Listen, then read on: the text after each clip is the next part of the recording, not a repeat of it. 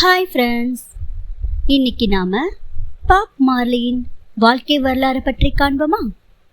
வாங்க பார்க்கலாம்.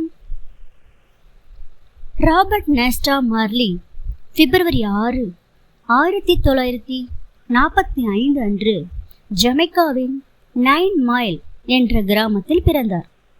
அவரது தந்தை நார்வல் மார்லி ஒரு வெள்ளை ஜமைக்கன் பிரிட்டிஷ் இனத்தை சேர்ந்தவர் மற்றும் அவரது தாய் ஸ்டெல்லா மால்கம் ஒரு கருப்பு ஜமைக்கன் இனத்தை சேர்ந்தவர். பாப் மார்லி தந்தை அவரது குழந்தை பருவத்தில் விட்டு சென்றதால் அவரது தாயே வளர்த்து வந்தார்.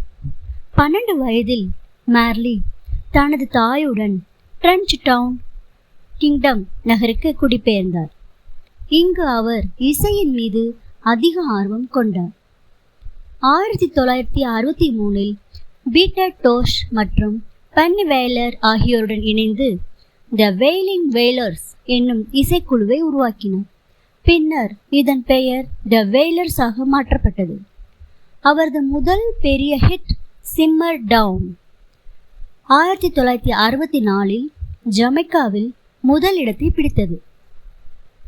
1970களில் ஸ்கிராட்ச் பெரி என்ற தயாரிப்பாளருடன் இணைந்து மார்லி மற்றும் அவரது குழு ரெக்கே இசையின் புதிய ஒளியை உருவாக்கினர். கேட்ச் எ ஃபயர் மற்றும் பர்னிங் ஆகிய ஆல்பங்கள் அவரை சர்வதேச அளவில் பிரபலமாக்கியது. 1974 பீட்டர் டோஷ் மற்றும் பன்னி வேலர் குழுவை விட்டு வெளியேறினார் பாப் மார்லி. தனது புதிய குழுவுடன் பாப் மார்லி அண்ட் த வேலர்ஸ் என்ற பெயரில் தொடர்ந்து பாடல்களை உருவாக்கினார். நேட்டி ட்ரெட் 1974 இந்த ஆல்பத்தை இடம்பெற்ற நோ உமன் நோ கிரை உலகம் முழுவதும் பிரபலமானது.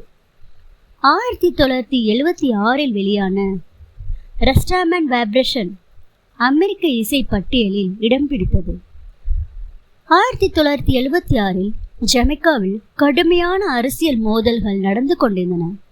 Pop Marley smile Jamaica concert நிகழ்ச்சியில் பாட இருந்தபோது டிசம்பர் 3, 1976 அன்று மர்ம கும்பலினர் அவரது வீட்டில் தாக்குதல் நடத்தினர். அவரது மனைவி ரிட்டா மார்லி மற்றும் மேலாளர் டான் டெய்லர் எல்லோரும் தப்பினர். இந்த தாக்குதலுக்கு பிறகு பாப் மார்லி லண்டன் சென்றார். அங்கு அவர் எக்ஸோடஸ் ஆல்பத்தை வெளியிட்டார். இதில் ஜாமிங், 3 லிட்டில் பேர்ட்ஸ் மற்றும் ஒன் லவ் போன்ற பாடல்கள் உலகம் முழுவதும் பரவின.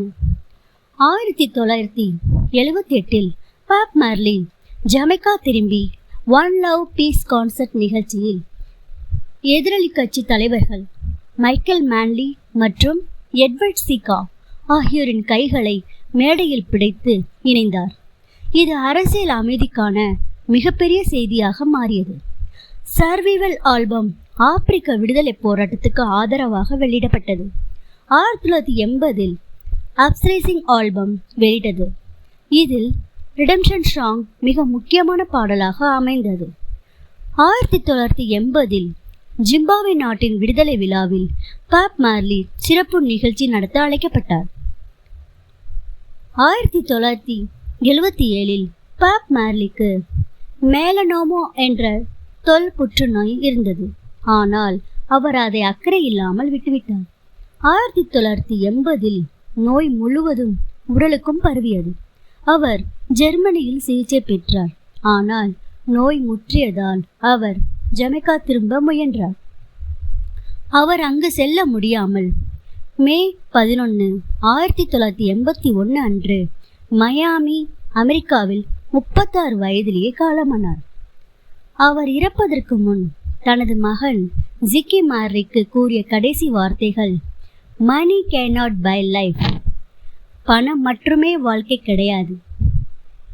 ஜமைக்காவில் அரசு மரியாதையுடன் அவரது இறுதி சடங்கு நடைபெற்றது மற்றும் அவர் தனது இனிமையான கித்தாருடன் அடக்கம் செய்யப்பட்டார். பாப் மார்லியின் வாழ்க்கை மிகவும் குறுகியதாக இருந்தாலும் அவரது இசை மற்றும் செய்தி இன்று வரை உலகம் முழுவதும் பாதிப்பை ஏற்படுத்துகிறது.